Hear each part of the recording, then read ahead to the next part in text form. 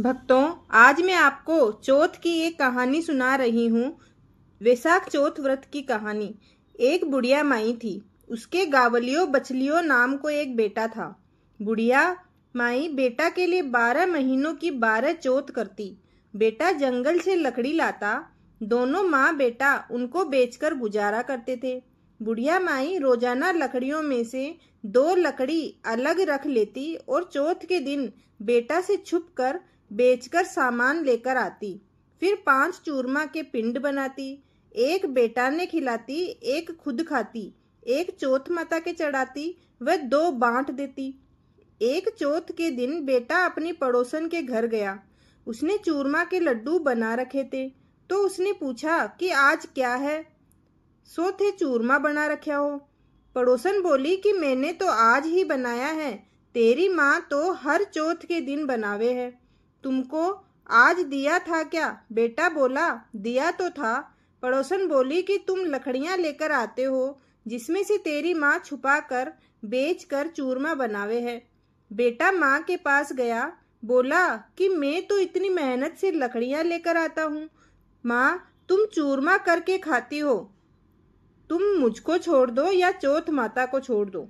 तो बुढ़िया बोली, बेटा मैं तो तेरे लिए ही व्रत करती हूँ, सो तुमको भले ही छोड़ दूं, लेकिन चौथ माता को नहीं छोड़ सकती। तब बेटे ने घर छोड़ने का फैसला कर लिया। तो माँ बोली कि तुम जा तो रहे हो बेटे, लेकिन मेरा हाथ का ये आखा लेकर जा। तेरे ऊपर जो भी संकट आएगा चौथ माता के नाम पर इन्हें पुआर देना, संकट दूर हो जाएगा। बेटा ने सोचा कि है तो झूठी बात, लेकिन बात रखने के लिए ले लिए। घर से चला, थोड़ी दूर गया होगा और देखता है कि खून की नदी बह रही है। किधर से भी रास्ता नहीं था।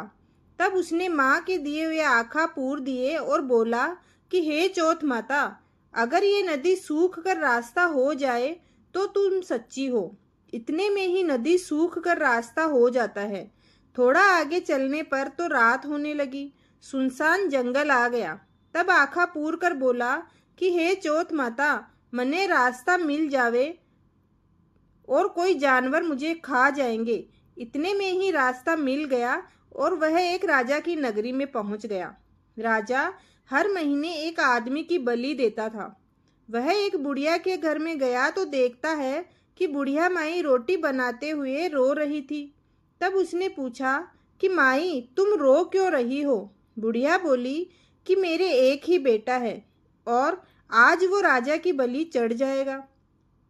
मैं ये रोटी उसके लिए बना रही हूँ। वो बोला कि माई ये रोटी मुझे खिला दो, मैं तेरे बेटे के बदले चला जाऊंगा।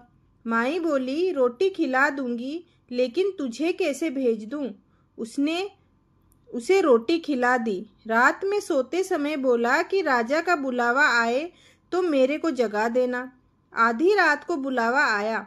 बुढ़िया माई सोचने लगी कि पराये पूत ने कैसे बलि चढ़ा दूं, पर इतने में ही वह जग गया और जाने लगा और बुढ़िया माई से बोला कि मेरी पोटली और लाठी रखी है।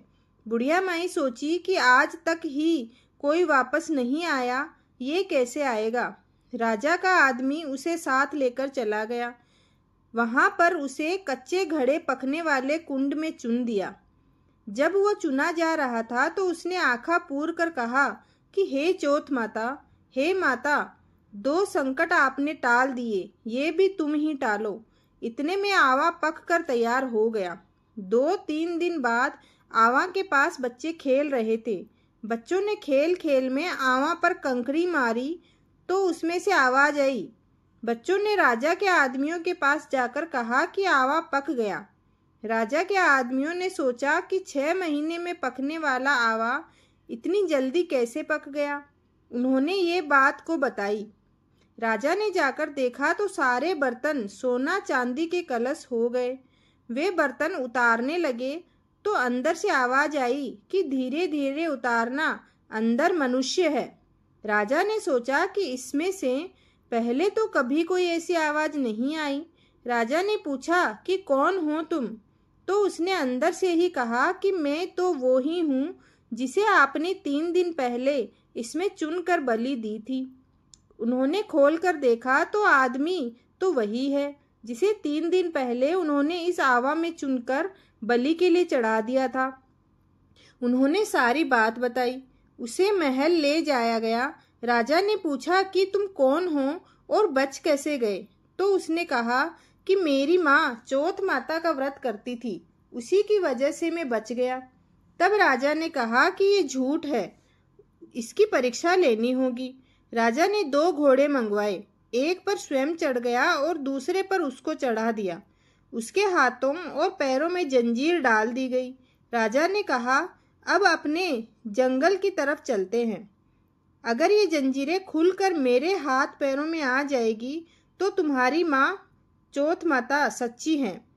थोड़ी दूर चलने पर ऐसा ही हो गया। राजा के हाथ पैरों में जंजीरें जकड़ गई।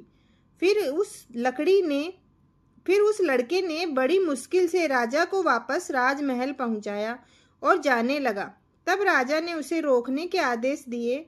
फिर राजा ने उसे अपनी बेटी के साथ विवाह करने के लिए कहा तो उसने सहर्ष स्वीकार कर लिया। राजा ने उसे वहीं महल में ही रहने के लिए अलग से सारे साधन उपलब्ध करा दिए। वह राजकाज में सहयोग करने लगा। कुछ महीनों बाद उसे घर की याद आई। एक दिन मौसम बहुत ही खराब हो रखा था। चारों ओर बिजलियां कड़क रही थी। उसे अपनी माँ की याद आई तो उसने अपनी पत्नी से कहा कि आज तो बिजली मेरे गांव की तरफ चमक रही है। तो उसकी पत्नी यानी राजा की बेटी ने कहा कि आपके गांव भी है क्या? तो उसने बताया कि हाँ। उसने अपनी माँ के बारे में बताया। फिर कहा कि गांव चलेंगे। दूसरे दिन सुबह वे गांव के लिए रवाना हुए तो राजा ने खूब सारा धन देकर उन्हें विदा किया। गांव के समीप पहुंचने पर लोगों को पता चल गया उसकी माँ से बुढ़ापे में लकड़ियां तो कटती नहीं थी, इसलिए गोबर के उपले बनाकर उन्हें बेचकर जीवन यापन कर रही थी। वह उपले बीन कर ला रही थी तो उसी पड़ोसन ने बताया कि बुढ़िया माई तेरे बेटे बहू आ रहे हैं। तो उसने कहा कि मेरे भाग्य में बेटे बहू कहाँ हैं? एक बेटा था जिसे भी तुमने लगा बुझा के निकाल दिया। सो उसने कहा कि मैं सच बता रही हूँ, विश्वास नहीं हो तो देख लो। बुढ़िया ने छत पर जाकर देखा तो सच में गांव की तरफ एक लश्कर आ रहा था। घर आकर बेटे बहू ने पांव छुए। बेटे ने कहा कि माँ तेरी चौथ माता के प्रभाव से मैं आज जिंदा हूँ। उसी दिन उसने पूरे गांव में हरकारा करवा दिया कि कल मेरे घर पर सामूहिक भोजन है। दूसरे दिन सबको भोजन करने के बाद खूब सारे उपहार देकर कहा, चौथ माता का व्रत करें। चौथ माता जैसा उस बुढ़िया माई और उसके बेटे को संकट से बचाया वैसे सबको बचाना। पढ़ने वाले को, सुनने वाले को, सभी को आपकी दया प्राप्त हो, आपकी कृपा प्राप्त हो। जय चौथ माता की।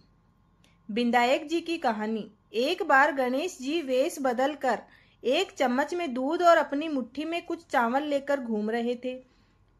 हर घर जाकर कह रहे थे, कोई माई खीर बना दो। सब ने मना कर दिया कि इतने से खीर नहीं बनेगी। अंत में वह एक बुढ़िया के घर पहुंचा और बोला, माई खीर बना दो। बुढ़िया हंसकर बोली, पगले इतने से खीर कैसे बनेगी? फिर भी मैं थाली बैठी हूँ, लाओ बना देती हूँ। वह छोटा बर्तन लेकर आई तो गणेश जी बोले, माई बड़ा बर्तन चढ़ाकर बनाओ, मैं गांव में बुलावा देकर आता हूँ। बुढ़िया माई ने सोचा, बावला है लेकिन उसका कहा कर देती हूँ। उसने बड़े बर्तन में खीर बनाने के लिए चढ़ा दी। उधर गणेश जी कहकर चले गए। थोड़ी देर में खीर से पूरा बर्तन भर गया। बुढ़िया माई ने सोचा, वो गांव के बुलावे की कहकर गया है, पता नहीं बाद में खीर बचे या न बचे। तो बुढ़िया ने अपने लिए खीर निकाल कर गणेश जी का नाम से भोग चढ़ाकर खाने लगी। इतने में ही गणेश जी आ गए। बुढ़िया बोली, आ जाओ खीर खा लो। तो गणेश जी बोले, माई मैंने तो जब तुमने भोग लगाया उसी समय खा लिया था, अब पूरे गांव को खिलाओ। जब तक पूरा गांव नहीं खा लेता तब तक मेरे भंडार में खीर खत्म नहीं होगी। यह कहकर गणेश जी चले गए। थोड़ी देर में बुढ़िया घर के अंदर गई तो देखा कि सारे बर्तन अनाज से भरे हुए हैं। सोना चांदी गहने आभूषणों से पूरा घर भर गया है। विधायक जी महाराज, जैसा उस बुढ़िया माई को दिया सबको देना, पढ़ने वाले, सुनने वाले, कहने वाले सभी को और उनके परिवार को। जय हो गणेश जी महाराज की जय।